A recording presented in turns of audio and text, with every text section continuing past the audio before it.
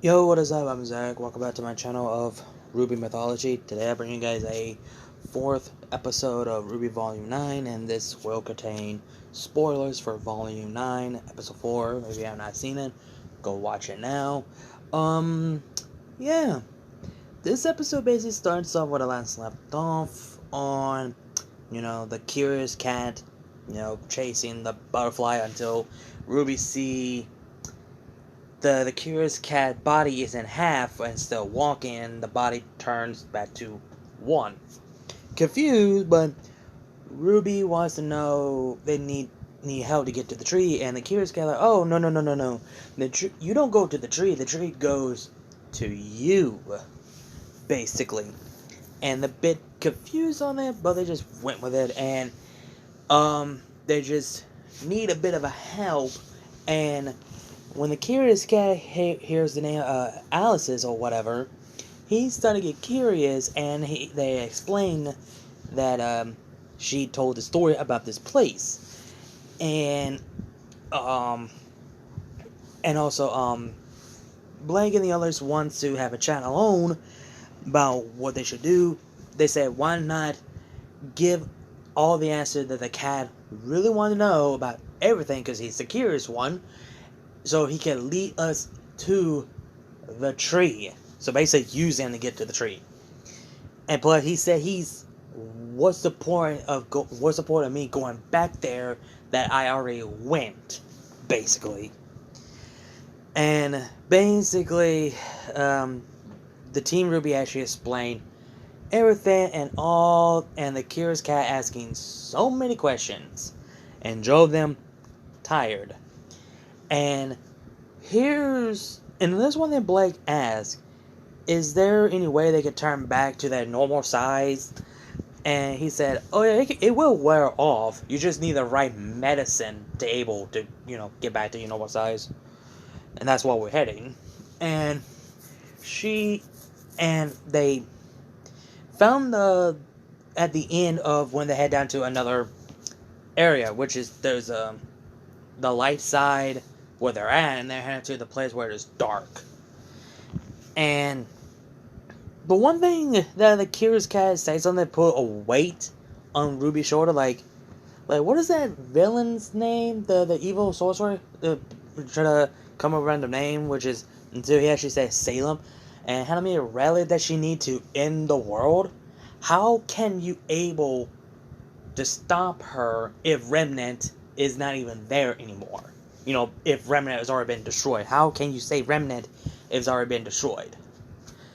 And then put a lot of weight on Ruby. And they got lost because the cat was gone until the mask brought up about he chased it after the bug and didn't say anything. And they came across to this bug creature, big huge bug, like an old geezer drug Alec, and he's go by the name, I can't butcher his name, but I'm just gonna call him by Herb, because for short. Because one of his name, and in his name it has the word herb in it, so I'm just gonna call him Herb. And he asks like, "What are you?" And Ruby's like, "I'm getting tired of that question." And he said, "No, he's not about the names. He's just wondering who and what are you, as who you really are, not just your name, but as a living being or something like that." And basically, this episode is telling us, don't talk to strangers or go to their house or don't do any drugs or anything like that. And the guy is getting frustrated about it. He's actually helping them to help them out to turn back to the normal size that they were, and actually help them who they really are, what you want to become. Basically asking, who are you, what are you, what do you want, who do you want to be, and what do you want to become? Basically, he's basically helping them out. The biggest four questions that this guy is asking, and he said he's actually is helping them, and he actually asked them what is Huntress and Ruby, Huntress and Huntresses. I mean Huntsman and Huntresses, and Ruby's like, I don't know, killing grim monsters, whatever. And he gets frustrated that do you actually know what it is, or you're just guessing what it is? And Blake answered like, hunters and huntresses are the warriors, heroes, to protect and save the lives of others if they cannot defend themselves. And Urban's like, thank God. But he brings a good question. Are they good? Are y'all good hunters or huntresses? Huntresses?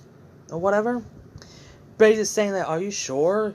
Because there's good huntresses and huntsmen. There's also a enemy of it who just only wants power. And he asks them, are y'all the good ones or the bad ones? That hits them hard. This is the part where it gets so much heavy.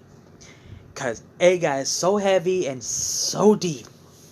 And Herb asks them to sit while he do this smoking and illusion thing where all 4 members of Team RWBY are speaking to their past self.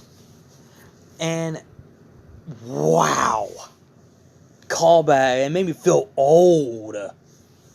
Like seeing the old and younger version of the characters and see how they have grown and impact and be more immature. Like, fuck. And we get to hear the past self of Blake, Yang, and Weiss about, for Yang's side, like, instead of just going forward, go backward. Do you want to go back who you used to be like you were before? And Blake, on the other hand, her past self said, and are you sure you're being as a faunus or just being a human? Do you want to be a human or you just want to be a cat? Learn to let go and just start be a burden and just leave everything and have a normal life without anyone that you know.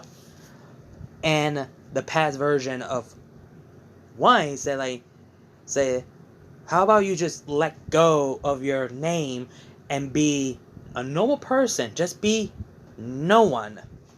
Basically be whole again, be a nobody, and also have freedom for both Yang, Weiss, and Blake. And they both gave their past self and the answer. Yang said she's not going back. After everything that she went through and everything she gone through, she wants to press on and keep moving forward to be better of herself. Blake, on the other hand, she believed that would be a betrayal to feel a burden and leave people again, because she left her friends at first she left her family to join the White Fang. That was one. She abandoned them. Second, she left and abandoned her friends, which is the twice, because her parents came to bite her in the ass, and she's not going to do it again. So she's rather not do it again, and she's rather to be both as a human and faunus. And she said her life is with her family, her parents, her teammates, who's actually considered as a family, and her culture of what it means to be a faunus. Those are everything that she have, everything she knew, everything she cared and wants to protect.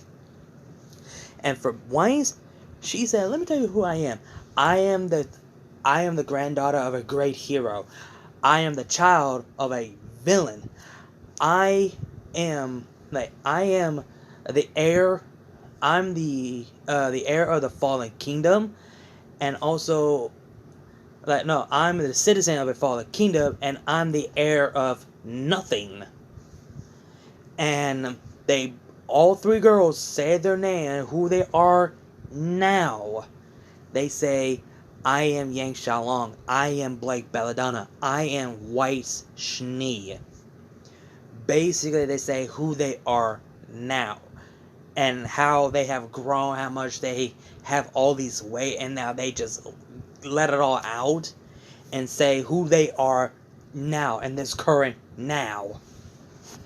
Which a really good develop for each of for these 3 girls.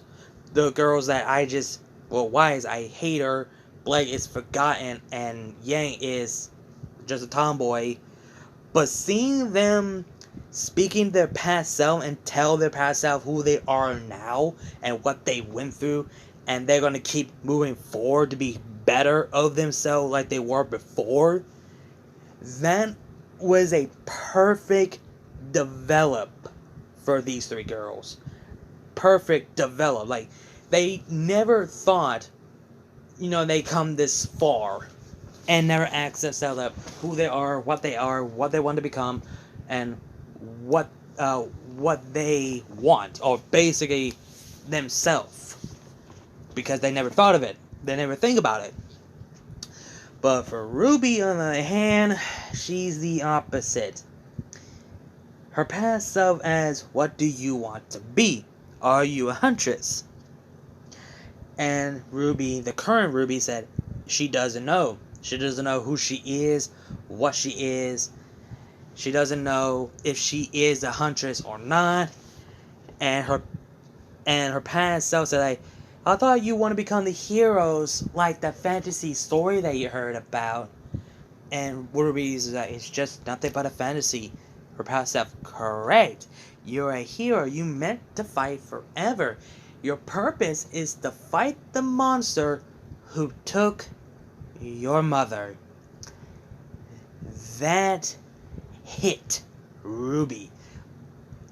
Summer was the idol that she looks up to, even though she wasn't raised by her. She was raised with her older sister, but she knows how much Summer meant so much to her, and how much she wants to be like her, to follow her mother's footsteps, until in Volume 7, where Salem said, your mother said those same words to me.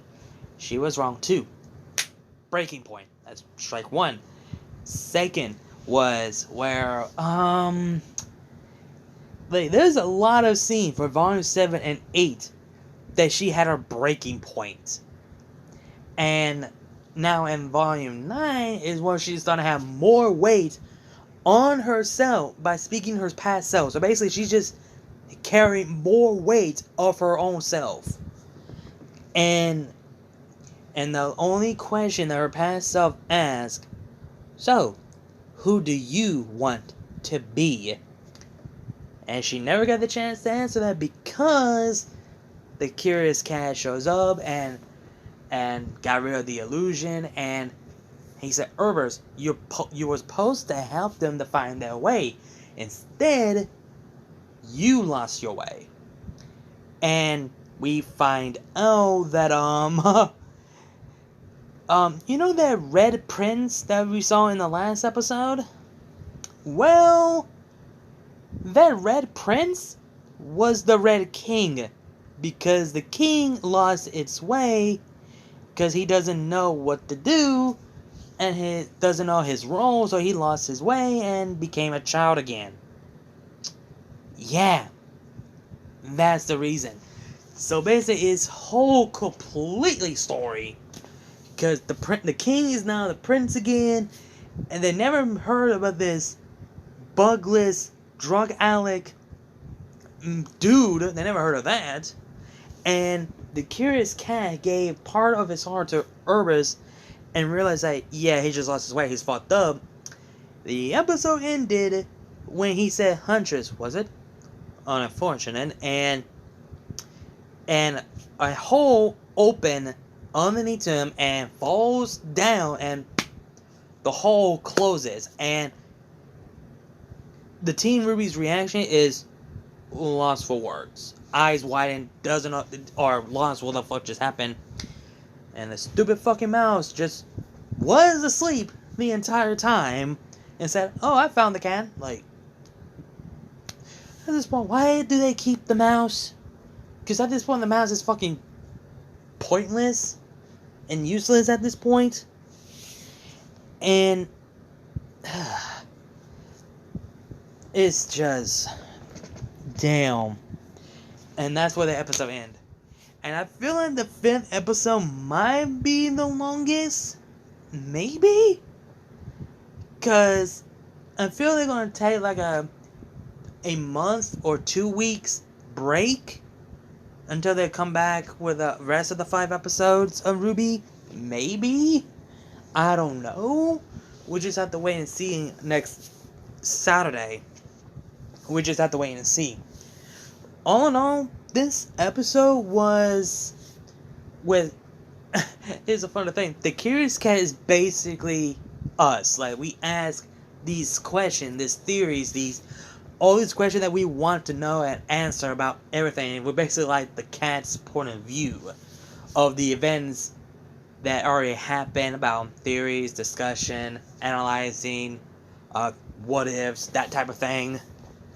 And it's just that, holy shit. We're basically like the curious one, because we are the curious people, because we want to know, like, oh great, what happens next? That basically what it is. And not only that, man, when I watched the scene between Team RWBY speaking their past selves, it felt so heavy and deep and well written character development for each of the characters. But RWBY, she's like the only one has really started getting more developed since Volume 6. Like, she started having her own development since Volume 6. Yeah, Volume 4 and 5 is where she's more keeping the group together and just being more lightheaded. But she did start to have a development from Volume 4 and 5 where she felt guilt and burden and all that jazz, and how she feel a little what everything just happened in Volume 3. Like, from Volume 1 to 3, she's more of a happy girl who wants to follow a dream to become a hero like those fairy tales and follow her mother's footsteps, until things got really complicated, really not become that easy. And later on, she started carrying more. She started to grow a development. Some people say RWBY don't have the development. She does. She started to become the girl who wants to become a hero like those fantasy stories, until in Volume 4 and 5, she started to become a leader, not just her team, but the rest of the group, her friends, and her team, along with Oscar and Crow and Maria. And Volume 6 is where she started to develop and question about everything about Ozpin, the relics, Salem, her mother, everything. And Volume 7 and 8, where she started to have a breaking point and doesn't know what to do, that she has to carry this weight, carrying this responsibility, all of it. That is a develop for the main character herself. If you guys have not seen my character growth video about Ruby Rose, and where I went over about it, this is the reason why I love RWBY, because she does have a development. And if you go back and watch the entire 8 volumes, you could tell she does have a development along a line. But some people just don't see it, but don't see it as I do.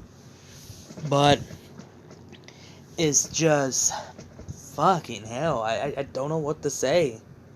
It's just a well-written story right there at the half of this episode. This second half of this episode, in this episode 4, was well written and well developed. It might be my favorite part. The second half of this episode, my favorite part of this episode, is where all the girls are questioning about themselves, who they are, what they are, who they want to be, what they want to become, who they should be, who they should become. Basically, question of themselves. Basically, kind of a quote-unquote from Iroh, who asked Zuko these 2 big questions. who are you and what do you want? That basically what it felt like. I just had that feeling from that scene from Avatar: The Last Airbender. That's why I had that feeling, but a lot more heavy and a lot more deep. And I don't know what to say on this episode. I clearly don't. It's just, whew. But anyway, you guys, hope you guys enjoyed the video. Like, comment, share, subscribe. Links to my other channels, my social media will be down below the description. You guys know the drill.